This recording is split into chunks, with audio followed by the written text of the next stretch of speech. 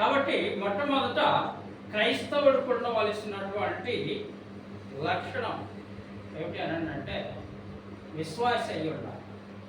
ఎందుకంటే విశ్వాసం లేకపోతే దేవుడిని మనం చూడలేము.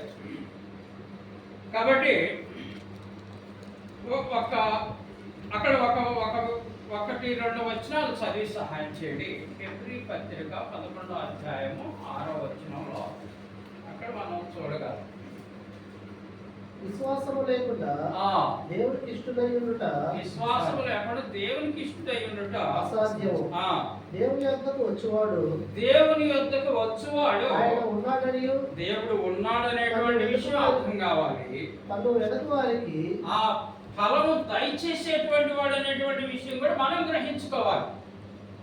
దేవుడు మనల్ని నిర్మించుకుంది ఎందుకు? ఒకవేళ దేవుని నువ్వు ప్రేమిస్తున్నట్లుగా అయితే నీకు సమస్తము సమకూడి జరుగుతున్నవి అనేటువంటి విషయాన్ని గ్రహించాల్సినటువంటి వారమై ఉన్నాము.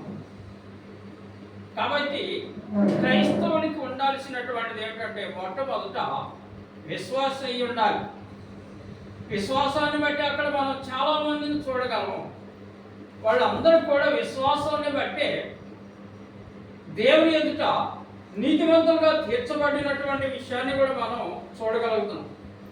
అయితే అదృశ్యమైనటువంటి వాటిని కూడా చూడగలిగారు. అంటే వాళ్ళలో ఉన్నటువంటి విశ్వాసాన్ని బట్టి వాళ్ళు దేవునికి వాక్యానికి విధేయులవడం వలన దేవుడు వాళ్ళ మనోనేత్రాలను ఏం చేశాడంటే వెలిగించాడు.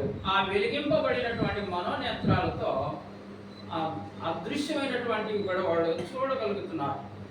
ఈరోజు క్రైస్తవులు అనబడినటువంటి ప్రతి ఒక్కరు కూడా అలాంటి విశ్వాసంతో కూడినటువంటి మంచి మనసు కావాలని దేవుడు కోరుకుంటున్నాడు.